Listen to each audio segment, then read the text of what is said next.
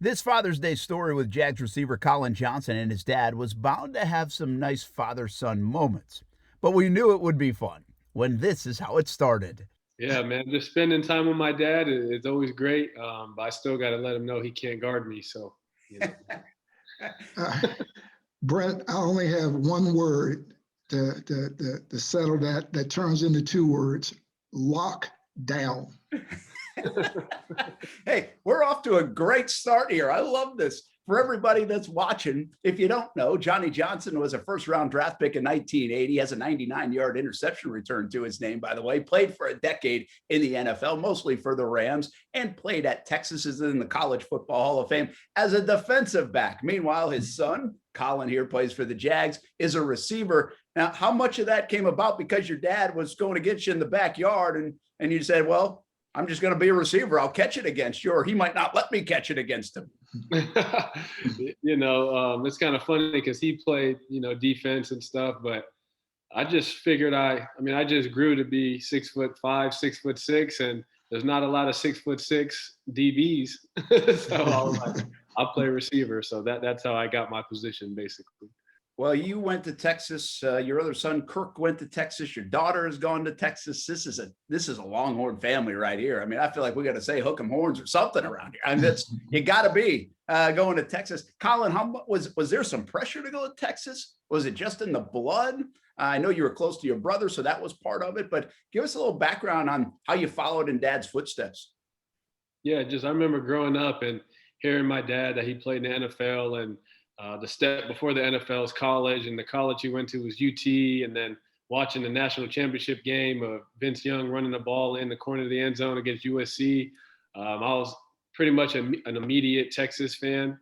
So then when I went through the recruiting process and I got a scholarship offer to play there, and so did my brother, we were like, why not play at the same school my dad played at? The fact that all three ended up at the University of Texas, it says something about them wanting to stick together, them wanting to follow in my footsteps, if you want to say it that way. But also, you have to give Texas credit as well, because all three ended up leaving California and ended up at the University of Texas. And it was great to see. All right, Colin, how many times have you seen on video that 99-yard interception?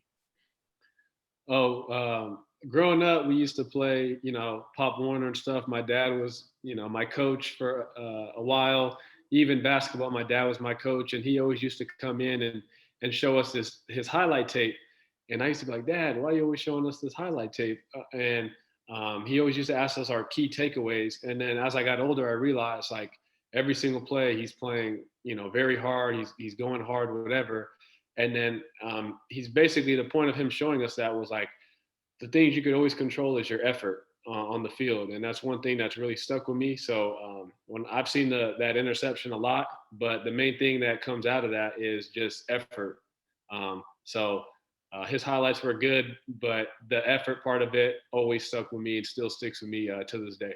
Mr. Johnson, you're obviously a tough guy, a football player. I mean, you better be to play in the NFL, right? But how much emotion was involved? How much pride on draft day? Colin realizing his dream, not to say he had to make it to the NFL for you to be proud of him, but that just seems like a different level for father son to kind of make it to the NFL.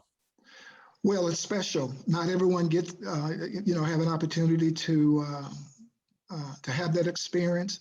So I was just happy for him. But as I've explained to him from the moment we started talking football, there are a lot of guys who are happy just to get to the NFL. And the question is, what are you going to do once you arrive there? And Brent, that's what I'm probably most pleased with, is as happy as I was for him when he arrived, it's his commitment to bettering himself, to have an extended career. And that's what I'm most pleased with, and just watching him as he go into his second year. As we were saying our goodbyes, our conversation ended just about how it began. Unprompted, by the way. Brent, I'll tell him this. He thinks he can still take me. Nada. So it'll be in his 7th or 8th year before he'd be able to take me. Colin? You can't guard me. 7th or 8th year before he'd be able to take me. He has so much to learn. When I said lock him down, I'll use all of my help everywhere, and he's not even aware the help is coming. How many touchdowns did you have, Dad, in your career? In the NFL, Yeah. I had 5. I got 3 more, then I'm gonna catch you. Then I can talk. Wait a minute now. And you're a defensive player. That's 5 on the defensive side. Now you see, you have to first catch me as it relates to the number of touchdowns as a defensive back. You have 9 extra years on me.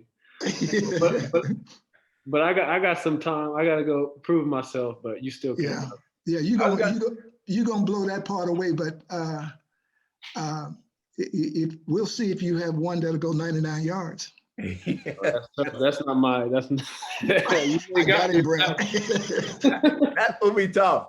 A fun, loving, and special relationship on this Father's Day for a son and his pops. Pops, happy Father's Day to you. And that's what Colin calls you. So I just did, if you don't mind, for that moment. Colin, make sure you tell your dad happy Father's Day.